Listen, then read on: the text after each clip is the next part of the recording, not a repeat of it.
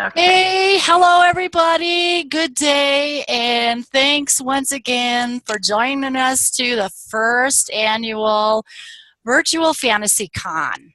And this author panel is part two of The Price of Magic and Making It a Believable System. So I'm going to start out with introductions, and I guess I'll go first, seeing as I'm talking. My name is Denice Garrou, and I am one of the originators of Virtual FantasyCon. And I write paranormal, romance, fantasy, magical realism, a little historical. I like to write. I like to get down to the meats and potatoes of magical writing. I like to get into the forbidden and the hidden aspects of writing.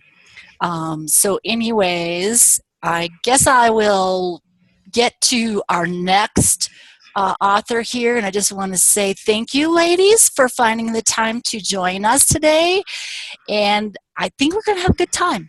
So, all right, Andi, go ahead and introduce yourself and tell a little bit about yourself to us. Well, my name is Andi Lawrencovna. I'm a first FantasyCon participant here. I write fantasy novels, obviously, and have had a lot of fun trying to look at old time, not necessarily old time, but the old fairy tales and trying to reinvent them in different ways. I'm not necessarily the biggest fan of happily ever afters, so I found that it's best to make them not so happily ever after. My series is called, the first book in it is Charming. So it's not based off of Cinderella, I swear. Okay. Sara?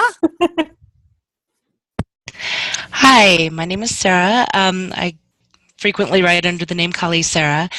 Most of what I've done in the past is nonfiction, but I'm also working on several urban fantasy, sci-fi, fantasy, and sci-fi fantasy. So I kind of run the gamut along those. I have several background stories that seems to be what my forte is doing the background for the worlds and the world building and the world creating.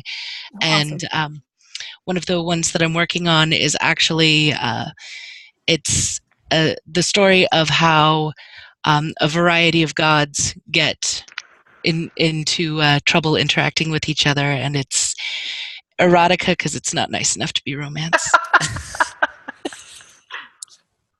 I love it.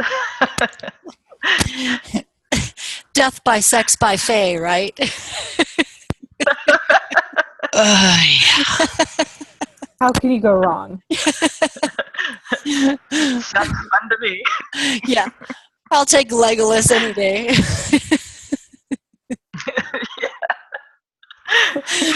Yep. Okay, Miss Connie, I guess it's your turn.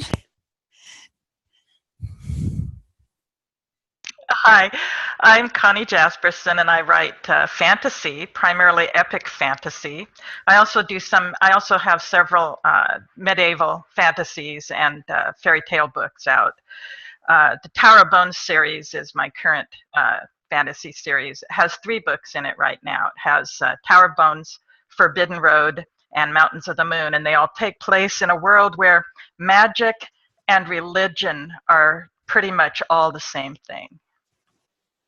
So they've been fun to write, and they're not YA, but sex is really pretty much fade to black in my World of Nevaeh series, so, in the Tower of Bones series. So, but it's because they don't have time. They're out there hacking and slashing and throwing magic around. Priorities, right? Yeah.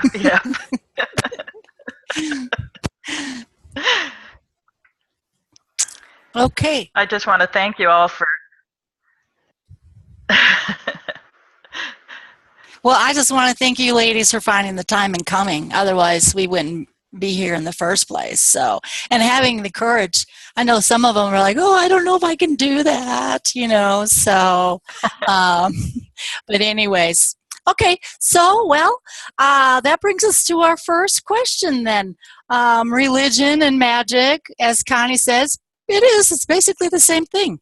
And a lot of us, when we write, I like to say we have our genre of magic, so our culture of magic. And so each of us, it sounds like some of us have picked a certain culture, when they were world building their book. So maybe we can just go around and talk a little bit about which magical genre or culture of magic or religion you chose to write about in your book, and why you were inspired to go there in the first place. So who would like to jump on that one?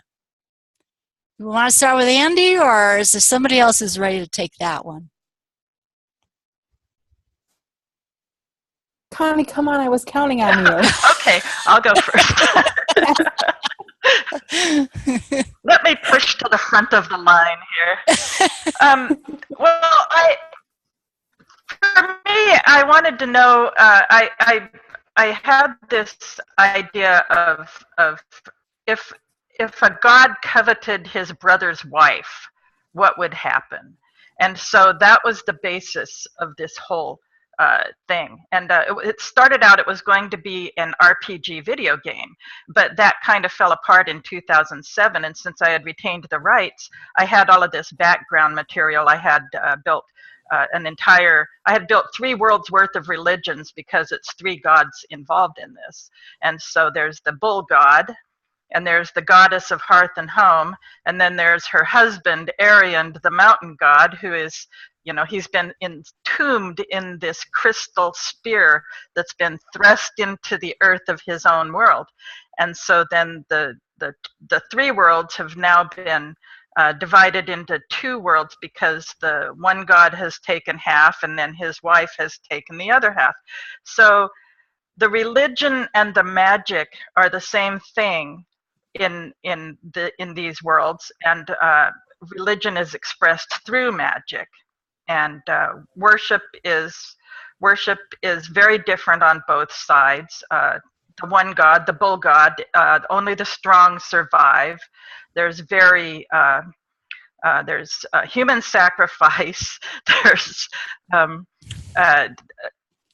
There's a lot of what we might consider perversion in the rituals, because sex is a huge part of their rituals. Although, as I tell people, it's fade to black sex. It's not.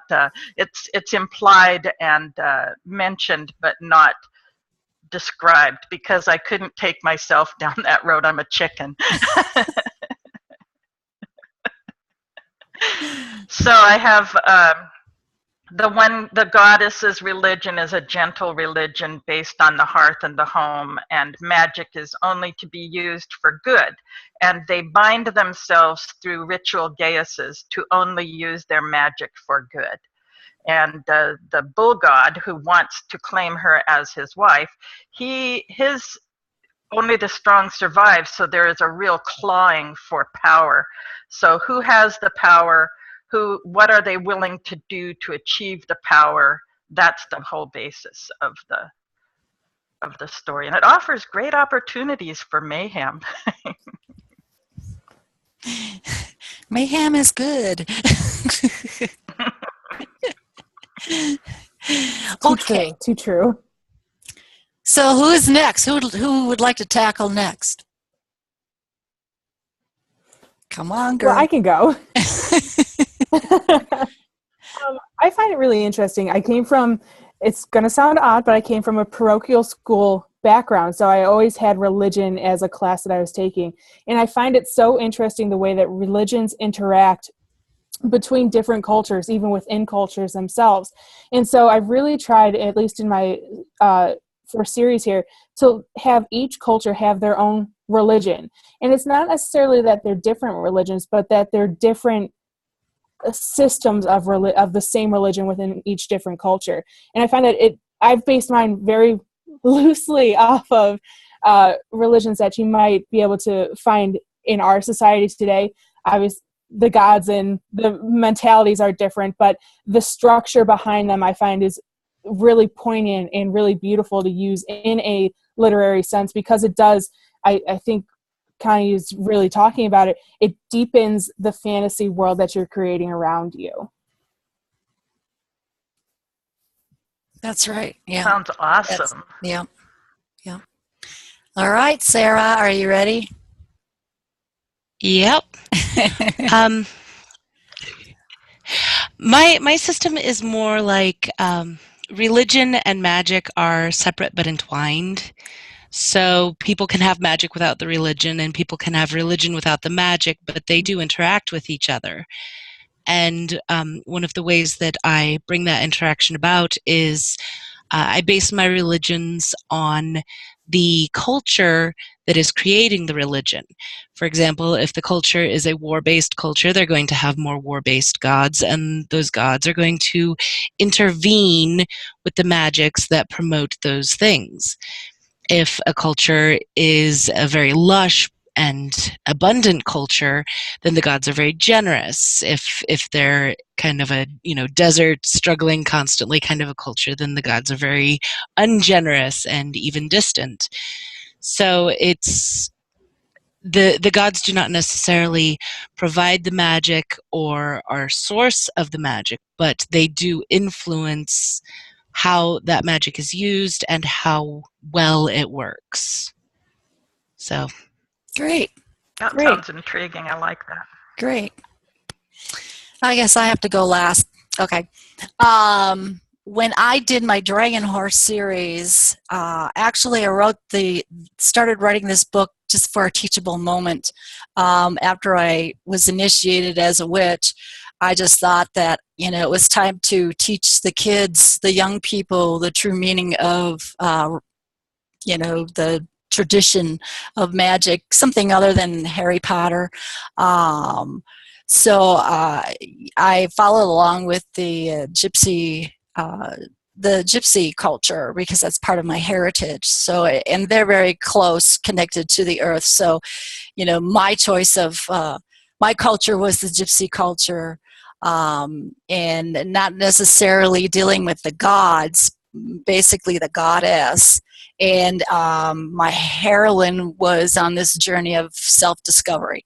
So the more she practiced magic, the more she learned about herself. And so, I had a lot of character development in here. So that, that was kind of my take on the magical system in my book. So that kind of gets us into my next question. Since I was writing because I wanted to teach, or I wanted to tell somebody, or reconnect the kids back to the earth-based religion, hey, we need to save our Mother Earth, all that stuff, hug a tree. What inspired you, and why did you choose to write what you wrote? What was there something inside of you that you were wanting to let out? Was it a journey for you to discover something about yourself, or did you discover something about yourself? Because a lot of us, we go down this path just because we're kind of, we're interested in it, and maybe we want to claim some superpower. We think we're a healer. I'm a healer, and so with you guys, is there something about you yourself that took you down this path of writing this way? A special interest, or a heritage, or so what do you think, girls? Who's first? Well, I can say I'll Go ahead, Connie. I'll just push to the front again.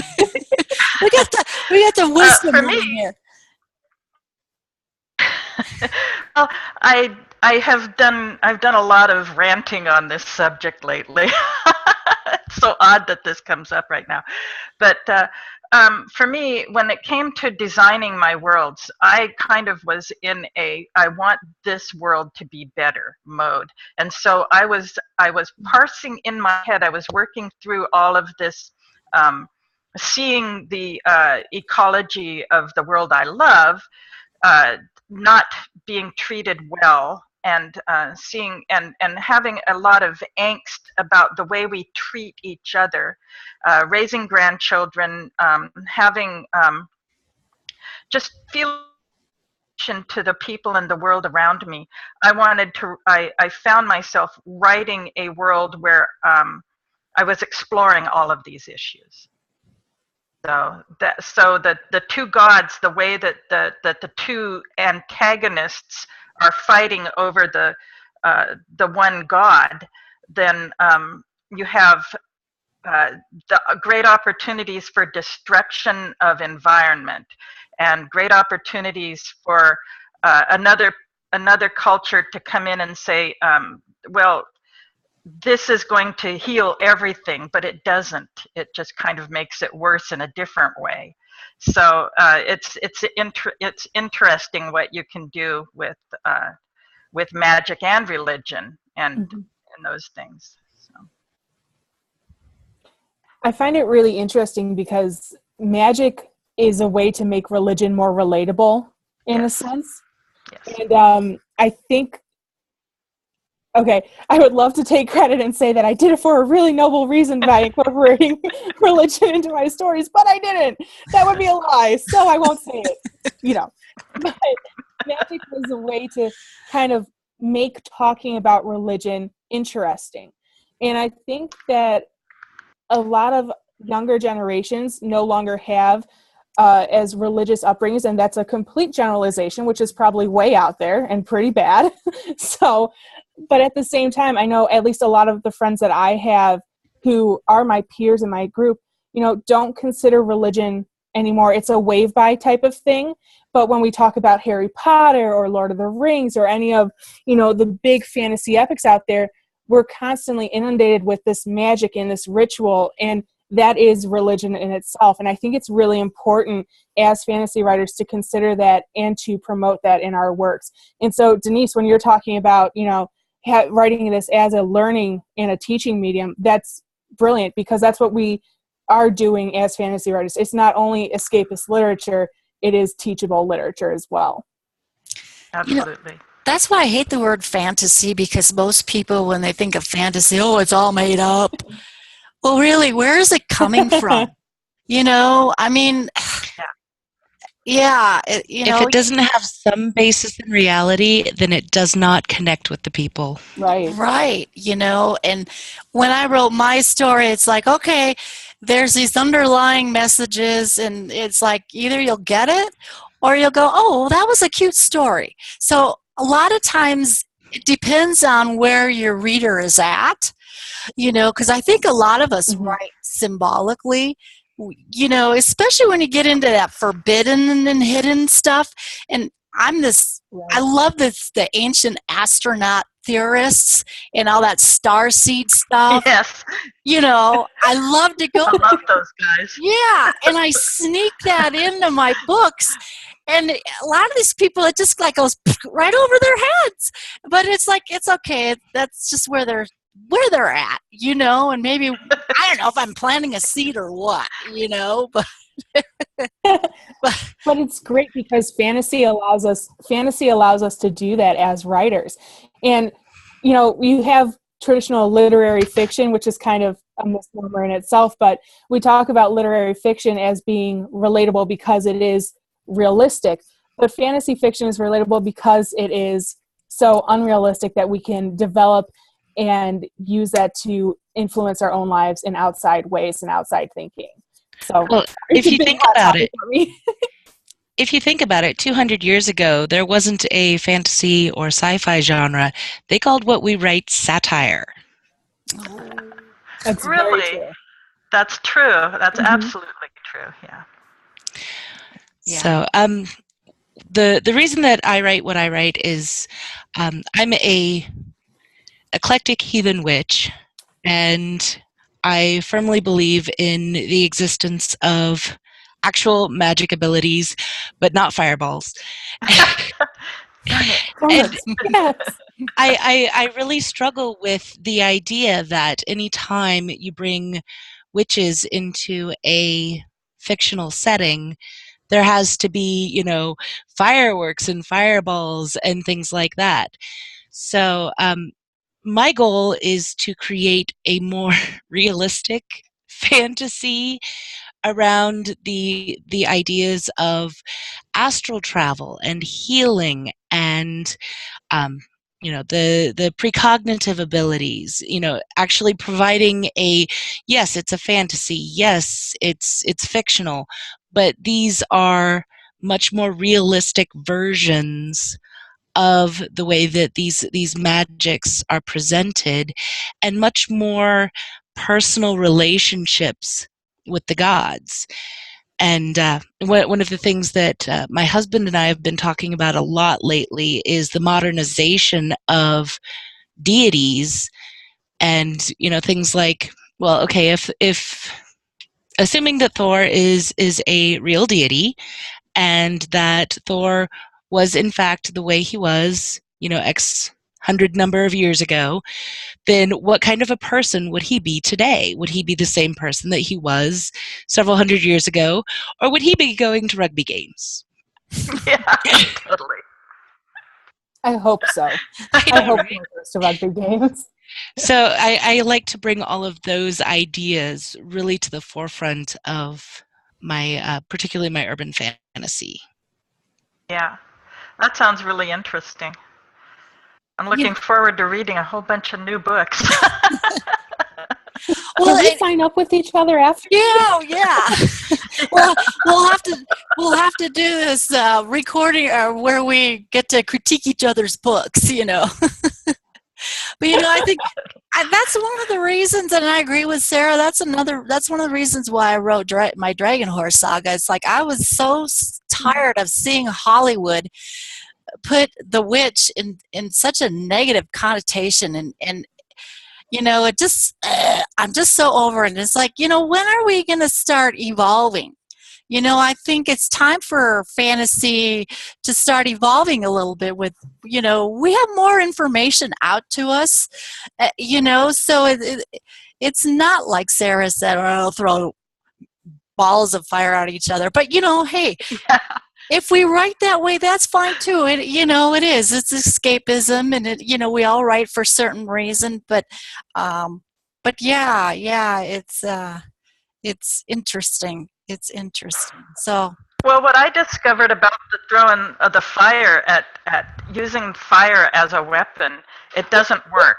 So you have to have, when you sit down and you actually write out a scene where they do that, you find that is not going to be actually a very good way to deal with the situation. So what you have to do is at that point, that's when my characters had to develop teamwork. They had to use their weapons abilities, and they had to use their magic that is an intimate part of their religion and their relationship with their God. They have to use that in order to effect a better resolution of their conflict at the moment. And if their relationship with their God is fractured in any way, they have no magic. So that is, yeah.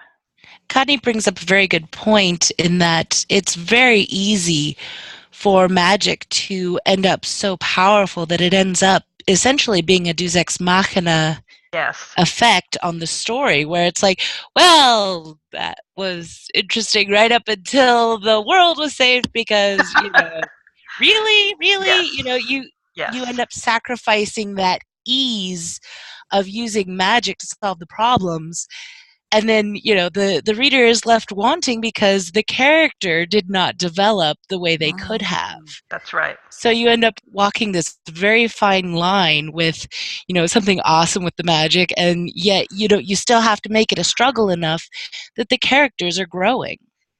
Yep, exactly.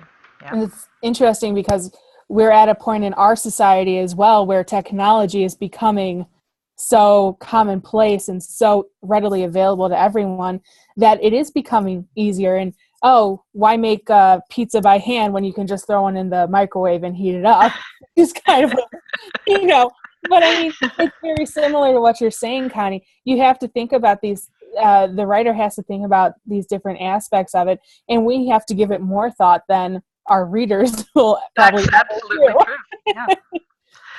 Because if we don't give it that kind of thought when we're putting it together, they will not read it. They will say, this is crap, and put it away. Well, and it's very easy to read something and just say, there's something wrong with it. It's not working. Right. But from the author perspective, we could say that, and then we have to figure out what that is and fix it. And those are two whole another ball games right there. Well, and it's interesting. I know. Go ahead. Well, I lost my train of thought here. Oh, getting back to making it, it's kind of like doing the work. The author has to do the work, and the author cannot cop out on the very end. Oh, well, I write fantasy, so I'm just going to cop out and do this because I didn't do the work, and I don't know what else to do. So it's kind of like when you're working, you're training, you're in the year and 1 day of learning to be a witch or whatever, you have to do the work. And so that's what my heroine had to do in the story. It almost starts out like a historical. And because I wanted it so believable and wanted her to go through all the steps and the ups and the downs. And so when she finally did do something that was, whoa, it was almost like she didn't recognize it at first. So and here we get back to the price of magic, making it believable, and I think the author, they're doing a disservice to the reader if they don't, I mean. Yeah. I'm ranting. There has to be a price of some kind. No, it's a good rant. It's a good rant. One of the characteristics of one of my characters is that she does commune with the gods, and she does do astral travel, and she does do precognitive and energy work and all of this. And about 30% of the time she's completely convinced that she's actually psychotic and none of it is real. Yeah, that's, I think, how a person would feel. That's a very ringing true kind of a thing. Yeah. I find it just very interesting when we're talking about magic, especially like in my story, I put up two different worlds and two different religions where one believes that you can do magic and actively practices it, and the other is terrified of it. And I think if we met these people, we'd say the same thing in real life. Magic is not all fun and games that we would want it to be, but it does have a lot of realities that mix into it and a lot of fear that can go with it. And I think Denice and Sara, you guys are hitting it spot on. There has to be a cost, and there always has to be a cost. And it's not only for the reader to develop for themselves, but that we really have to put in there as the writers. Because without that cost, the reader has nothing to fear. Mm-hmm. Well, one of the other things that I really like to add into my magic users is pain. Mm-hmm. And because so much of my magic revolves around learning things that nobody else either believes or understands or can know, then the person who gets to do this ends up with a lot of social anxiety and angst and helplessness and just a lot of tormenting feelings revolving around knowing these things and being more or less helpless to do anything about it, or facing these horrible truths that nobody else really understands. It sounds very intriguing. I like that. Well, and I just think, like I said before, I think as an author, I think we have to keep up with the times. I mean, Tolkien, he even said, I say this all the time. He was writing about the forgotten past. But I think we need to keep, as a writer, we have to keep up with the times too, because we are gaining more new insight and new information, and as a human being, we are growing and evolving, and I think deep down inside each one of us that write fantasy, we are striving for that through our characters. Let's help this. Mhm. Let's help humanity evolve. And whether it's with magic or Yes. So true. So right. we do it in a fantastical way so they don't realize they're evolving Right. when they read it. Right. That's part of it. You're going to learn something whether you know it or not. Yeah. We're planting that seed. But, Shh, don't tell anyone. Oh, I know. Don't tell anyone. It's a secret. Okay, well, let me see. Looks like we got about 3 or 4 more minutes here yet. So what else do we need to cover here, girls? Got any ideas? Well, I did have one thing that you have to ask yourself if religion is involved in your tale. Mm-hmm. Why should your main character fight for his faith? You have to know why he is or she is fighting for their faith, because if you don't have that knowledge, they don't have that knowledge. So it's the same as say you go to shamanic school and your shaman does all the work for you, and on the very end you're like, I didn't learn anything. It's kind of like the journey is the destination. It's our job to take them on this journey. That's right. I'll shut up now.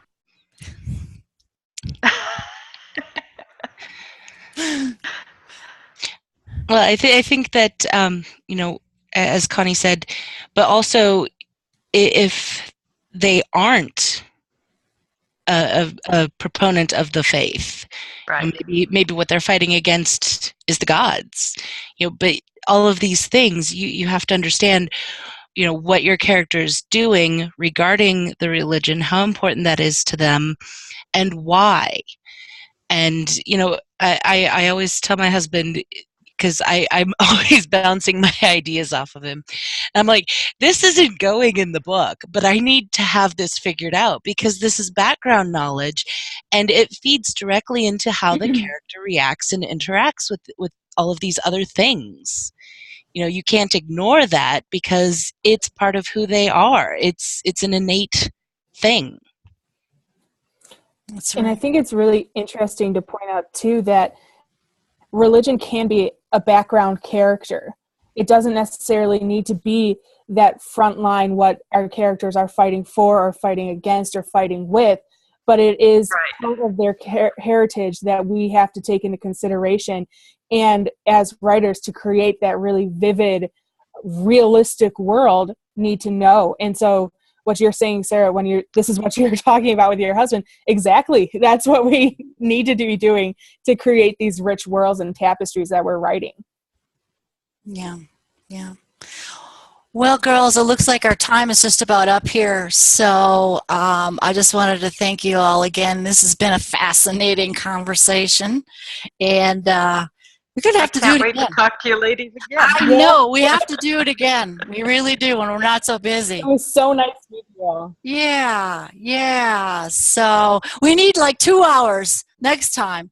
So, but I just want to thank you for coming, and I just want to thank all the FantasyCon people who watched our show today, and we hope that you left with a little seed planted. Hint, hint.